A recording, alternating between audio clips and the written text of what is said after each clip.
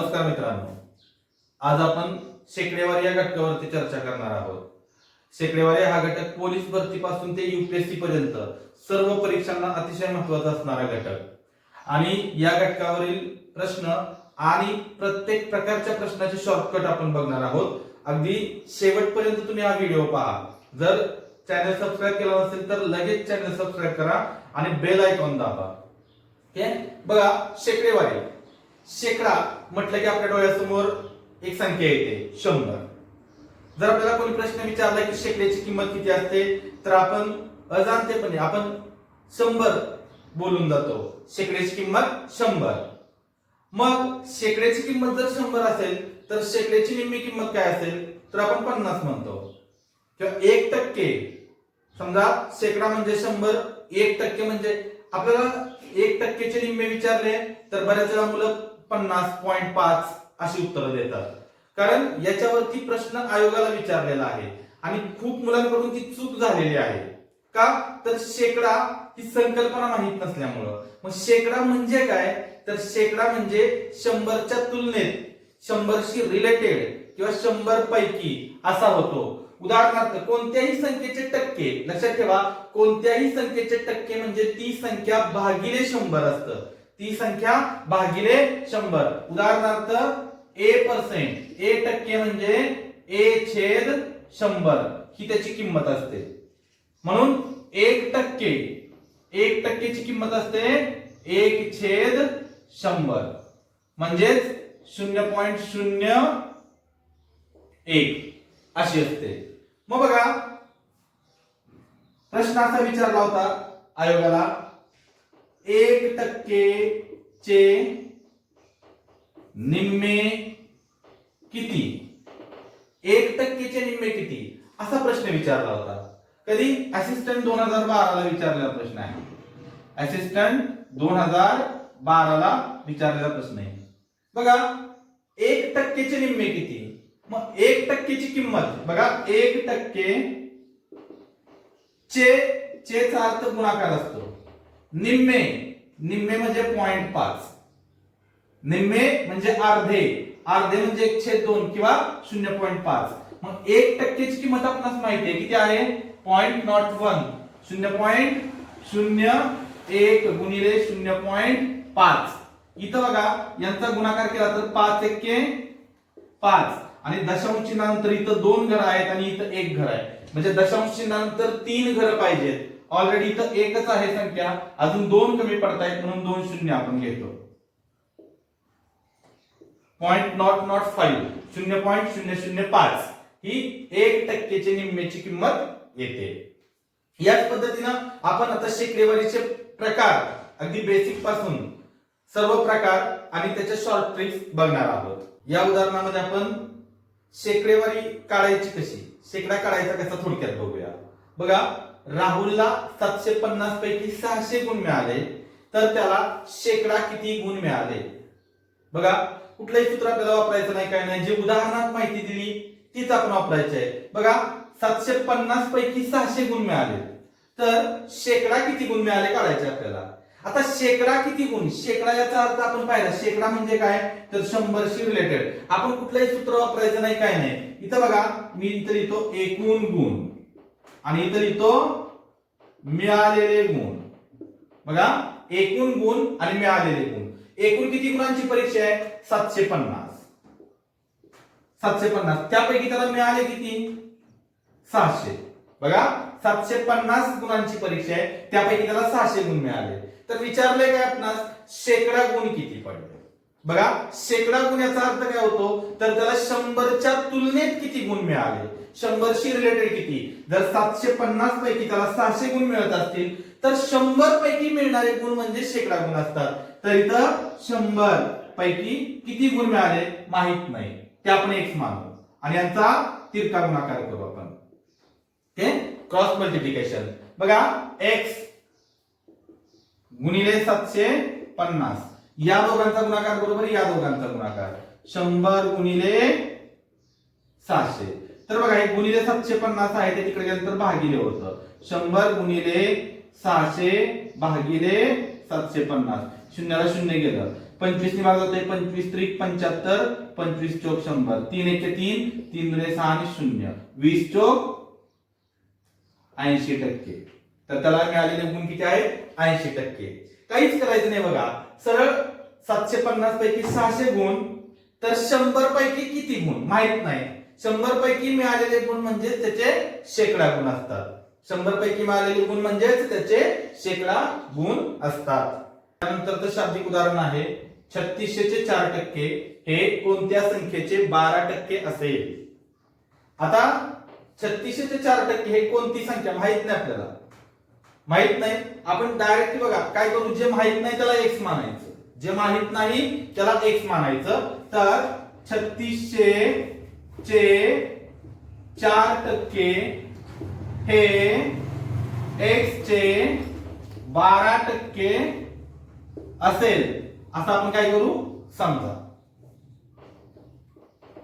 मानू आपण 3600 चे 4% हे x चे 12% असेल.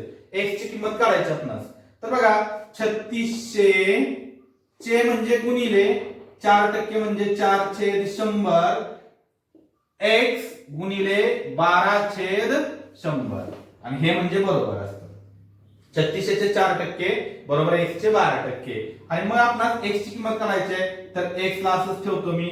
मग इथं या दोन शून्याला हे दोन शून्य गेले.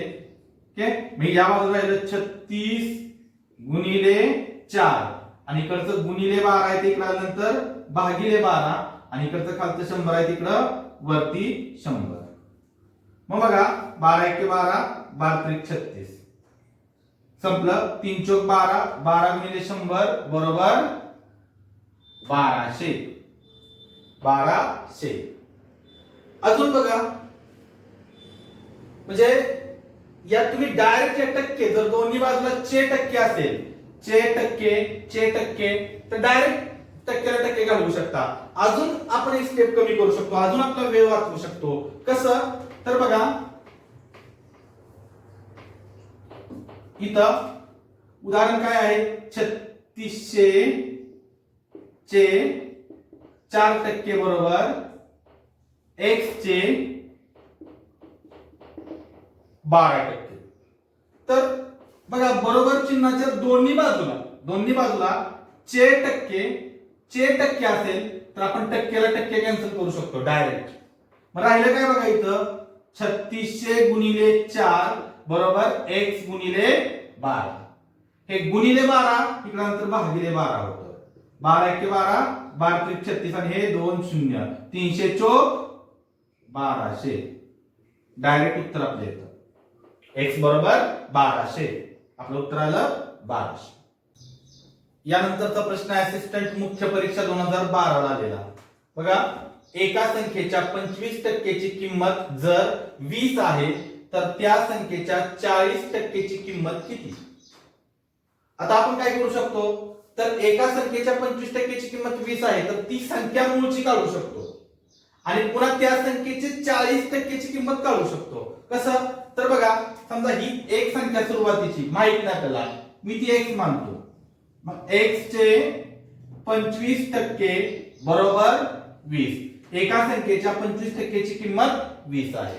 याच्यावरती एक संख्या निघेल तर त्या संख्येच्या 40% ची किंमत पुन्हा आपल्याला काढायची आहे. मग बघा x गुणिले 25/100 बरोबर 20. आता या बाजूला टक्के नाहीये त्यामुळे आपल्याला टक्क्याची किंमत इथे घ्यावी लागते 25/100. मग x बरोबर 20 गुणिले 100 भागिले 25. इकडचं भागिले 100 तिथे गुणिले गेलं आणि गुणिले 25 छेदामध्ये भागिले गेलं. 25 एके 25, 25 चोक 100. तर x बरोबर किती आलं 20 चोक 80. पण हे फायनल आन्सर नाही. बघा ऑप्शन मध्ये जर 80 दिलं तर आपण याचं उत्तर 80 लिहू शकतो. हे 80 हे फायनल आन्सर नाही. तर काय म्हणते ही संख्या 80 म्हणजे काय आलं, तर ती एक संख्या आली 80. एक संख्या 80 आली तर त्यांनी पुन्हा विचारले तर त्या संख्येच्या 40% ची किंमत किती. म्हणजे 80 हे आपलं फायनल आन्सर नाही तर पुन्हा त्याचे 40% काढायचे आहेत. म्हणून 80 चे 40% बरोबर 80 गुणिले 40/100. या शून्याला हे शून्य आणि या शून्याला हे शून्य, 8 चोक 32 असं आपण करू शकतो. पण आता बघा आपण डायरेक्ट आन्सर कसं काढू शकतो याचं, हे एवढ्या स्टेप्स करत बसण्यापेक्षा किंवा इथं 80 नंतर इथं x ची किंमत म्हणजे आपल्याला फायनल आन्सर वाटू शकतं. तर हे न होता, गोंधळ न होता आपण डायरेक्ट याचं उत्तर कसं काढू शकतो बघा, एकदम इझिली. तर बघा शॉर्टकट आपण उत्तर काढू डायरेक्ट याचं. बघा आता इथं एका संख्येच्या 25% ची किंमत त्यांनी 20 दिली, मी इथं लिहितो टक्के आणि इथं लिहितो किंमत. बघा 25% ची किंमत किती आहे, 25% ची किंमत किती आहे, 20 आहे. बघा 25% ची किंमत 20 आहे.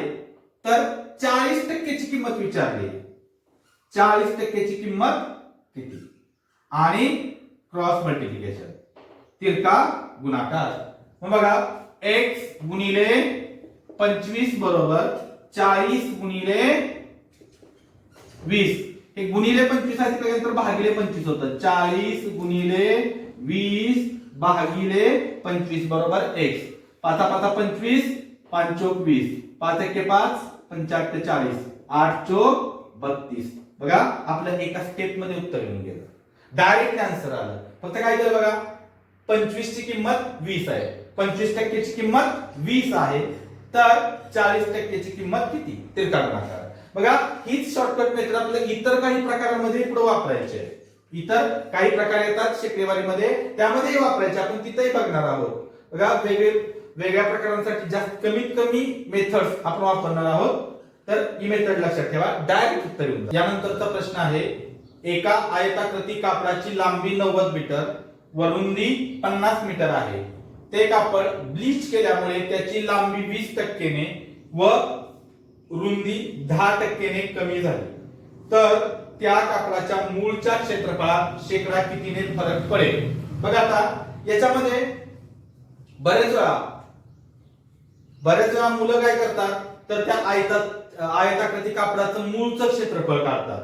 आपल्याला सर्वांना माहिती आहे आयताचं क्षेत्रफळ काय असतं, तर आयताचे क्षेत्रफळ बरोबर लांबी गुणिले रुंदी. बघा आयताचे क्षेत्रफळ बरोबर लांबी गुणिले रुंदी या सूत्राचा वापर करतात. मूळची लांबी 90 गुणिले 50 जे काही ते 4500 ते काढतात. पुन्हा काय करतात, तर त्याची लांबी 10% ने कमी 20% ने कमी करतात, रुंदी 10% ने कमी करतात आणि ते 20% ने 10% ने लांबी आणि रुंदी कमी करून येणाऱ्या किमतींचं पुन्हा गुणाकार करून त्याचं क्षेत्रफळ काढतात. त्याच्यामध्ये कितीचा फरक पडला ते बघतात आणि तो परत शेकडा काढतात. अशी भली मोठी प्रोसेस करतात. पण आपण या प्रकारच्या उदाहरणांसाठी एका स्टेप मध्ये काही सेकंदात आपण आपलं कॅल्क्युलेशन जेवढं स्ट्रॉंग असेल तेवढ्या कमीत कमी वेळात आपण याचं उत्तर कसं काढता येईल आपल्याला ते बघूया. फक्त आपल्याला एक गोष्ट माहित असणं गरजेचं आहे की दिलेल्या आकृतीचं क्षेत्रफळ किंवा सूत्र माहित असणं गरजेचं आहे. आता आयताचे क्षेत्रफळ आपल्याला माहित आहे. बघा आयताचे क्षेत्रफळ बरोबर लांबी गुणिले रुंदी. तर काय करायचं बघा, आता ही जी मेथड मी तुम्हाला सांगतोय, शॉर्टकट मेथड जी सांगतोय ती बऱ्याच उदाहरणांना पुढे लागू होणार आहे, बऱ्याच प्रकारच्या उदाहरणांना लागू होणार आहे. तर बघा इथं मी लिहितो मूळ आणि पुन्हा लिहितो मी जे सूत्र आहे ते लांबी आणि रुंदी, लांबी गुणिले रुंदी आणि तर मूळच्या इथं पण गुणाकार. आता मूळचं क्षेत्रफळ किती घ्यायचं तुम्हाला सांगतो. मूळचं घ्यायचं 100च. आपल्याला शेकडा फरक विचारलाय तर मूळचं 100 घ्यायचं आणि लांबीमध्ये त्याच्या लांबीमध्ये काय फरक पडलेला आहे, लांबीमध्ये बदल काय झालेला आहे तो विचार करायचा. तर त्या आयताकृती कापडाची लांबी आहे ती 20% ने कमी झाली, 20% कमी. लक्षात ठेवा 20% कमी होणं म्हणजे काय, तर एखाद्या वस्तूची किंमत 20% कमी होणं म्हणजे काय. समजा या मार्करची किंमत 100 रुपये आहे आणि ती जर दुकानदाराने 20% कमी केली तर तो कितीला विकणार, 80 रुपयाला. बरोबर. 20% कमी म्हणजे 100 मधून 20 कमी होतं. 20% वाढ म्हणजे 100 मध्ये 20 वाढवलं जातं. तर 20% घट आहे इथं. 20% घट आहे म्हणजे काय माहितीये का, तर 80% होतं. लक्षात ठेवा 80% हे लक्षात ठेवायचं. आता रुंदीमध्ये काय होतंय, त्याची रुंदी बघा त्याची रुंदी 10% कमी होते. 10% कमी होते म्हणजे 90% होते. मग इथे काय करायचं 80% ला 80% म्हणजे 80/100 आणि इथं 90% म्हणजे 90/100. बघा मूळचं 100 घ्यायचं, लांबी 20% कमी झाली म्हणून 80/100 घेतलं, 100 मधून 20 कमी केलं. रुंदी 10% कमी झाली म्हणून 10 कमी केलं 100 मधून 90 आलं, 90/100 घेतलं आणि आपण यांचा भागाकार करू. या शून्याला हे शून्य गेलं, या शून्याला हे शून्य, या दोन शून्याला हे दोन शून्य गेले. 8 9 72. फक्त एक गोष्ट लक्षात ठेवा, येणार आता 72% वाढ 72% घट असं लिहायचं नाही. तर येणारं उत्तर बघा, येणारं उत्तर 100च्या तुलनेत किती आहे बघायचं. 100च्या, कारण आपल्याला शेकडा फरक विचारलेला आहे. शेकडा कितीने फरक पडला तर 100 पेक्षा जास्त आहे की कमी आहे. जास्त असेल तर शेकडा वाढ होते आणि 100 पेक्षा येणारं उत्तर कमी असेल तर शेकडा घट होते. लक्षात ठेवा. हे 72 जे आहे ते 100 पेक्षा 28 ने कमी आहे. बघा 72 म्हणजे 100 पेक्षा 28 ने काय आहे कमी. मग आपला आन्सर काय येतं तर 28% घट. 28% घट. एका स्टेप मध्ये आपण उत्तर काढू शकतो.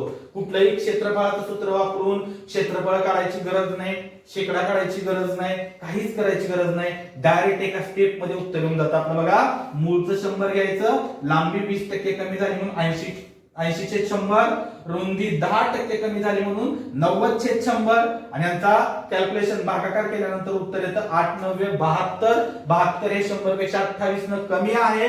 28 न कमी आहे म्हणून 28% घट. हे आपलं फायनल आन्सर झालं. 28% घट. ते कापड ब्लीच केल्यामुळे त्याच्या मूळच्या क्षेत्रफळात 28% घट होते. यानंतरचा प्रश्न बघा, एका चौरसाची बाजू 10% वाढवली तर त्याचे क्षेत्रफळ किती टक्क्याने वाढेल. बघा सोपा प्रश्न आहे, मगाच्या सारखंच. आता आपल्याला चौरसाचे क्षेत्रफळ माहित असणं गरजेचं आहे. तर चौरसाचे क्षेत्रफळ बरोबर काय असतं बाजूचा वर्ग. बाजूचा वर्ग याचा अर्थ काय असतो लक्षात ठेवा, बाजू गुणिले बाजू, हे लक्षात ठेवायचं. बाजूचा वर्ग म्हणजे बाजू एकदाच नाही तर बाजूचा बाजूसोबत गुणाकार असतो. मग इथं बघा आपण घ्यायचं मूळ. मग मेथड आता बदलत नाही मी, मूळ आणि त्यानंतर क्षेत्रफळाचं सूत्र टाकायचं. काय आहे बाजूचा वर्ग म्हणजे बाजू गुणिले बाजू. आता बघा त्यांनी बाजू 10% वाढवली म्हटलंय. 10% वाढवली बाजू म्हणजे ती झाली 110% झाली. परत हे पण 110%, बाजू 10% वाढवली. मूळचं घ्यायचं 100 गुणिले 110/100, परत 110/100. या शून्याला हे शून्य, या शून्याला हे शून्य, या दोन शून्याला हे दोन शून्य केले. 11 गुणिले 11 म्हणजे 11चा वर्ग किती येतो 121. हे काय माहितीये का 100 पेक्षा 21 जास्त आहे.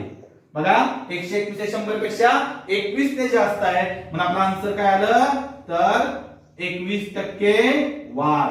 बघा चौरसाची बाजू 10% ने वाढवली तर त्याचं क्षेत्रफळ 21% वाढतं. एकाच स्टेप मध्ये उत्तर येऊन जातं.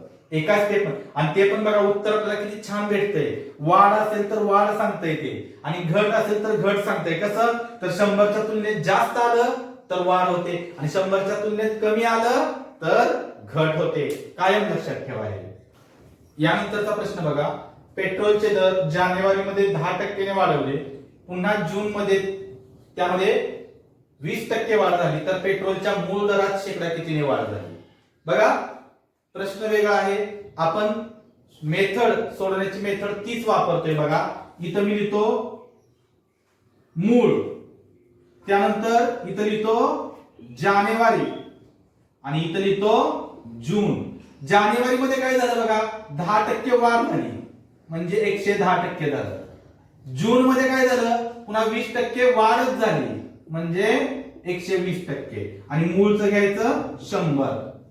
110% म्हणजे 110/100 आणि 120% म्हणजे 120/100. या शून्याला हे शून्य, या शून्याला हे शून्य, या दोन शून्याला हे दोन शून्य गेले.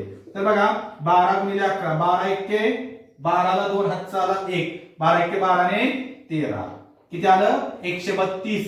म्हणजेच काय हे 100 पेक्षा 32 जास्त, म्हणून आपला आन्सर काय येणार? तोंडी उत्तर येऊन जातं लगेच, 32% वाढ. 32% वाढ.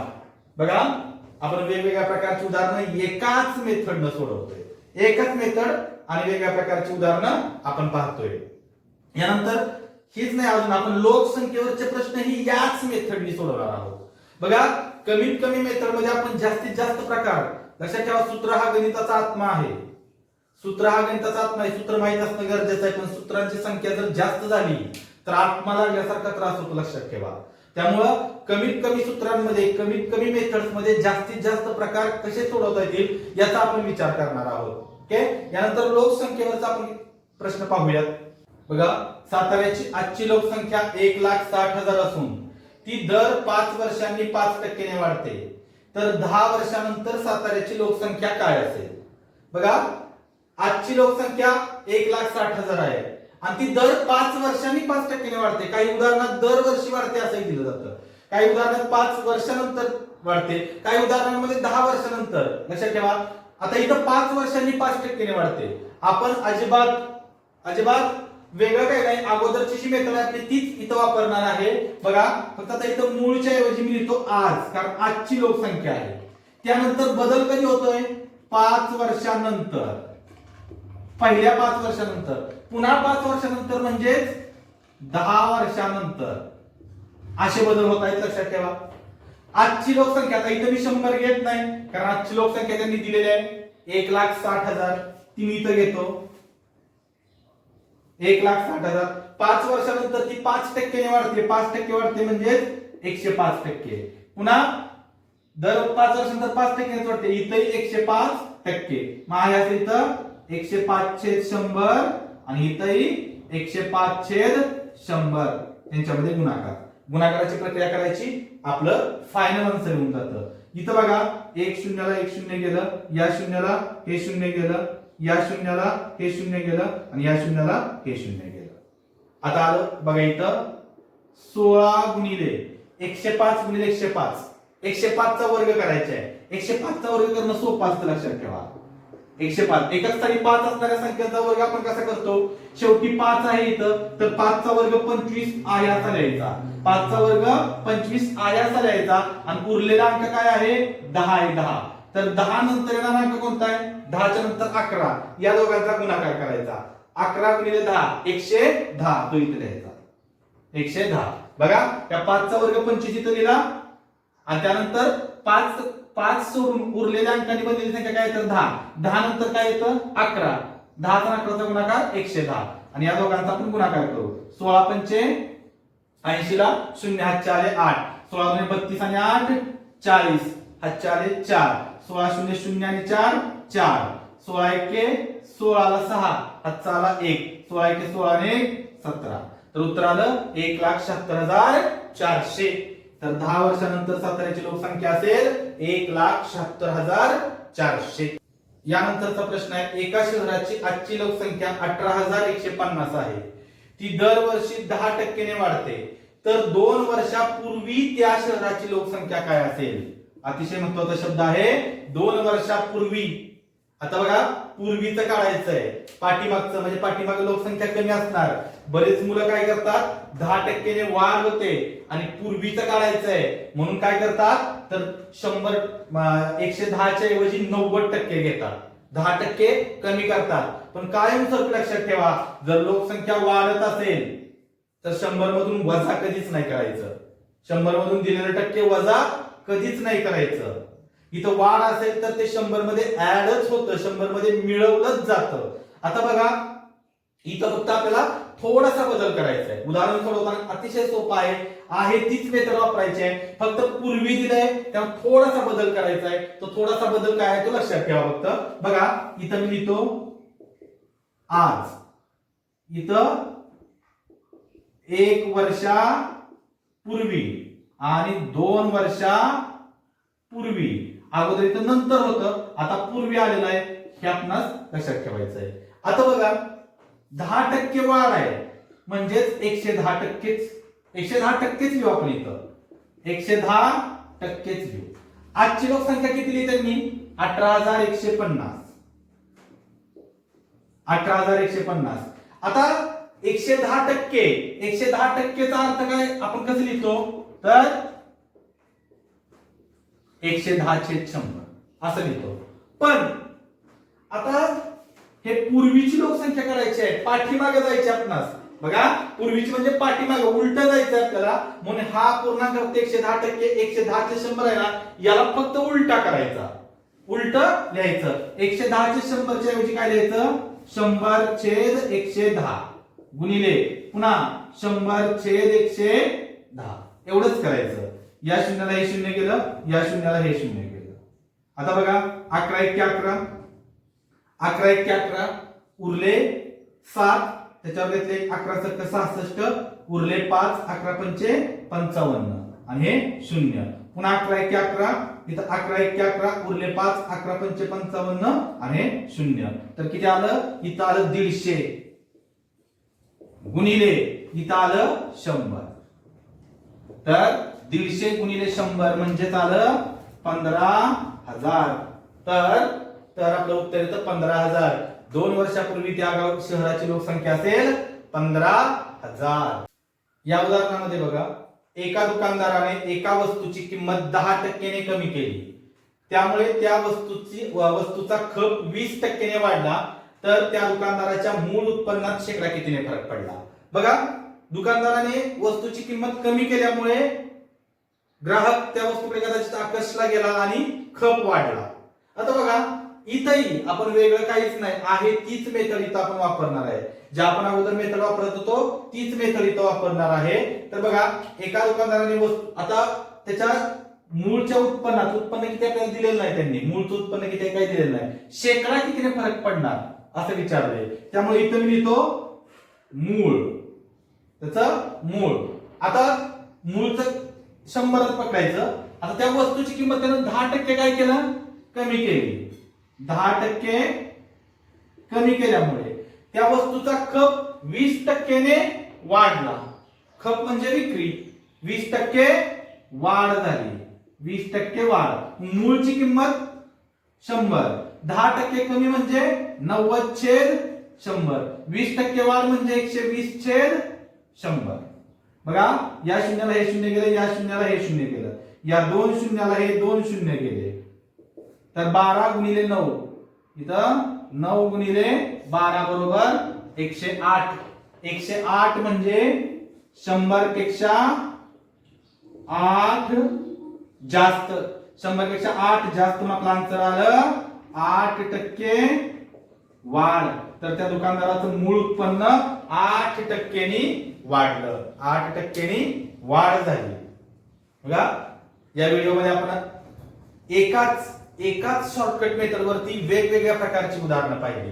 ऍक्च्युली शेकडेवारी हा घटक खूप मोठा आहे, एका भागामध्ये आपला तो कव्हर होणार नाहीये. आपण शेकडेवारीचे हा भाग पहिला आहे, पुढच्या भागात आणि त्याच्यानंतरच्या भागांमध्ये विभागणी करून आपण उदाहरणं घेणार आहोत. प्रत्येक भागामध्ये, पुढच्या भागामध्ये यानंतरचे प्रकार असतील, त्याची शॉर्टकट्स असतील.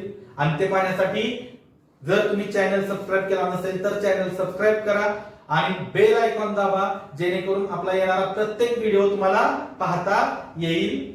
नमस्कार.